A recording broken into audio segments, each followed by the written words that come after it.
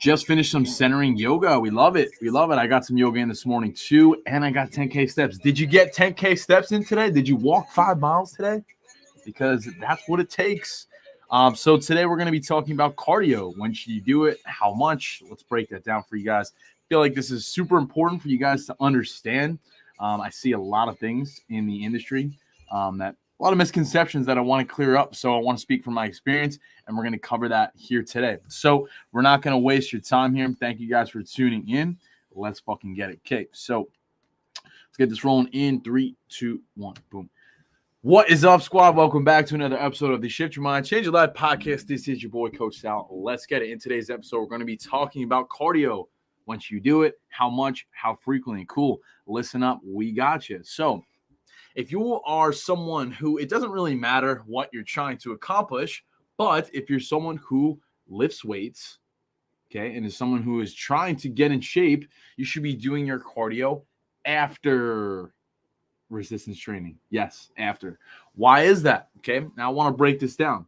I think it's important to do a light warm-up before you lift. That's crucial for a number of reasons. Making sure that you don't injure yourself, making sure that you get the most out of your workouts.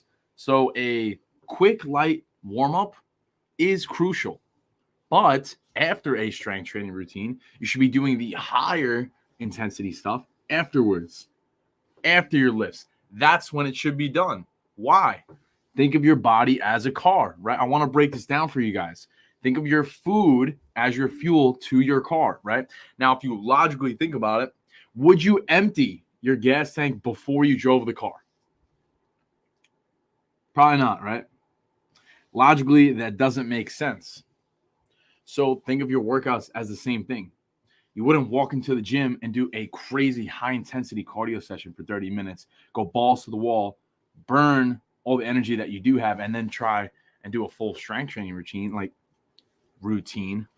See, I'm human too. I fuck up all the time. Like, it doesn't make sense when you think of it that way. Could you guys agree with me? Drop some fucking emojis if you agree with me. Like, it makes sense when you think about it.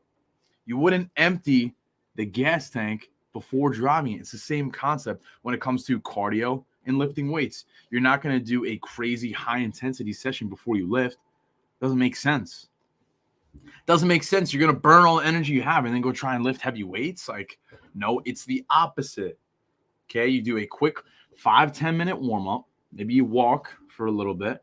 Then you do your lifts, your weights. Then you burn out. That's what it is. It's the same concept.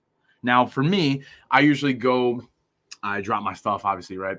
Get on the treadmill, maybe coast at like 2.5 speed, maybe a slight incline, and walk for 5, 10, sometimes 15 minutes. If I train in the morning, I like to walk a little bit longer just to wake up a little bit, maybe chug that pre-workout, you know what I'm saying? Kind of getting the vibes a little bit, lock in, and then warm up, right? Loosen up, do a little yoga. Maybe I'll go on the cables and I'll loosen up my shoulders depending on what I'm training.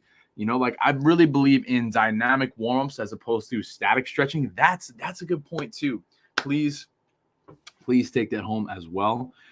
If you guys are doing static stretching, I can't fucking speak. Static stretching sometimes. What I mean by static is like laying down, doing like a V-sit and reach, or, you know, something like that where you're not really moving much. You want to focus more on dynamic warm-ups, you know, prior to a lift to really lubricate your joints, get your blood flowing, and just really warm up your body the right way. And also, you'll be getting more out of your workouts as well. And that helps us with preventing injury too. So I want you guys to focus on that. The next time you go in the gym, implement this. Make sure that you're doing your high-intensity cardio after your weights. Do I have to say that again? After your weights. Light warm-up, yoga, dynamic, strength training, burn it out. That's what it is. Simple. I wanted to put that one to bed because I hear that all the time. And recently, I spoke with someone too who was doing like these crazy runs before, and I'm like, it just doesn't make sense. Now, I know I said at the beginning, hey, it doesn't really matter who you are or what you're trying to accomplish. Obviously, that does. I was trying to get your attention. I like to have fun. I do. But I think that's super fucking valuable. I really do. Now, what else do we have here? Like, if you think about it, again, it's not smart or safe to just walk into the gym and start loading up the bar or trying to lift a crazy amount of weight. Like, logically, Doesn't make sense, right? So to answer the question, when should you do cardio? After weights. How much? That depends. Are you trying to lose weight? Are you trying to build muscle? How old are you? Like, a lot of factors here. Hire a freaking coach. Hire a freaking coach. I really don't have much prep today. I'm going live 3 to 5 times a week outside of my community.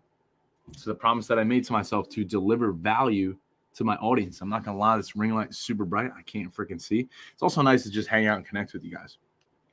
Does that help? For Instagram, we got 3 people. Oh, no, we got 4. What's good? Does that help? Does that make sense? LinkedIn, Facebook, YouTube. Are you guys hearing me clearly? Are you getting value? What's fucking good? When should you do cardio? After your fucking weights. How much? I mean, listen, I don't think it's important to do hours of cardio. I don't think that's realistic. Like, hey, you know, do you need to be doing hours of cardio? Probably not, unless you're like a marathon runner. You know, then maybe you have to work on your endurance and that type of stuff. But for me, like, I consider myself a bodybuilder, if you want to call me that. I don't really compete, but I love lifting, and I'm trying to put on muscle. So if I'm trying to put on muscle, then I need to stay in a calorie surplus. What does that mean? Just consuming more food than I'm burning. Why? Because that's how you put on muscle. How do you make sure that you're not putting on body fat? Maybe doing some lower intensity cardio. So for me, I've been aiming for at least 10,000 steps a day on top of my strength training. Why can't I fucking speak? Strength training routine. God. My God. Sometimes you just can't fucking speak, eh? And I go to Canada for 2 days and I can't stop saying, eh.